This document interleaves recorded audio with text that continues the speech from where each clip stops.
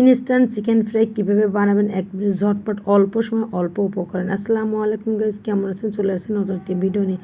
আজ দেখাবো এখানে কীভাবে চিকেন ফ্রাই বানাতে। তো তার জন্য মশলা এখানে আদা, রসুন, জিরা, দারুচিনি, এলাচ, শুকনো মরিচ আর লবঙ্গ নিয়েছি। আর এখানে নিয়েছি আমি কিছু চিকেন ছোটো ছোটো করে কেটে নিয়েছি বুকের অংশ।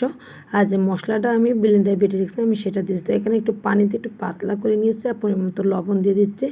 আর দেবো সামান্য একটু হলুদ, একটু কালারের জন্য, এটা না দিলেও হবে। আর এখন এখানে দিয়ে দেবো সয়া সস, তবে লবণের পরিমাণটা কম দিবেন যদি আপনি সয়া সস দেন। এখানে দিয়েছি চিলি সস 1 চামচ মতো। এখন আমি সব উপকরণ একসাথে ভালো করে মাখিয়ে এটা আমি মেরিনেট করে রাখবো। আর এটা কিন্তু আপনি চাইলে বাচ্চাদের নাস্তায় স্কুলের টিফিন দিতে পারেন, কিংবা আপনারা বিকালে সবাই একসাথে বসে নাস্তা করতে পারেন, খুবই মজা লাগে।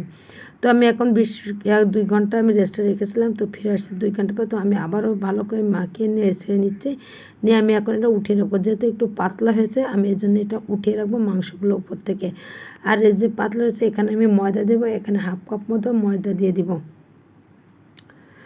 তো এটা আর এখানে আমি ময়দা নিয়েছি, আলাদা ময়দা নিয়েছি। এটা আমি এখানে নিয়েছি বেকিং পাউডার নিয়েছি 2 চামচ, 1 চামচ মতো, আর 1 চামচ নিয়েছি কর্নফ্লাওয়ার।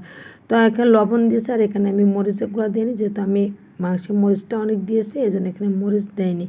তো এখন আমি ভালো করে এটা মিশিয়ে নেবো, তবে এটা একটু দলা দলা হবে।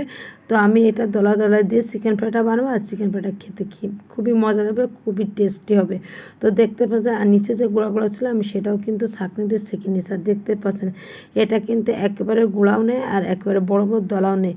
তো যে ছাঁকনি দিয়ে ঝেঁকে যে অবশিষ্ট আমার ময়দা ছিল সেটা আমি একটু বেটার বানিয়ে নিচ্ছি। এটা দিয়ে মাখিয়ে আমি চিকেন ফ্রাইটা করে নেবো। এখন আমি চিকেনের টুকরাগুলো একটা একটা করে দিয়ে দিচ্ছি।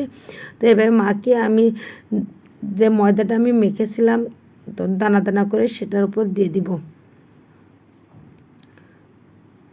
তো এইভাবে মাকে আপনি চাইলে বাসায় কিন্তু বাচ্চাতে বানিয়ে খেতে পারেন। তো আপনি এইভাবে না বানিয়ে শুধু ময়দার উপরেও মিশাতে পারেন। তো এইভাবে বানালে বেশি ভালো হয়।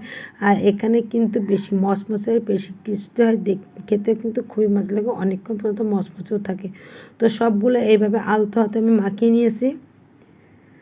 তো এইভাবে আলতোতে মাখিয়ে আমি এখন এটাগুলো ভাজি করে নেবো। তো তার জন্য চুলায় আমি প্যান দিয়েছি, প্যানে তেল ভরে তেলটা গরম হয়ে গেছে, একেবারে লো আছে কিন্তু এটা ভাজি করে নিতে হবে। তো হাইটে ভাজি করলে কিন্তু উপর থেকে পুড়ে যাবে আর নিচে থেকে মাংসটা কিন্তু সিদ্ধ হবে না, সেক্ষেত্রে সেটা কিন্তু খেতে ভালো লাগবে। একেবারে লো আছে কিন্তু এটা ভাজি করে নিতে হবে।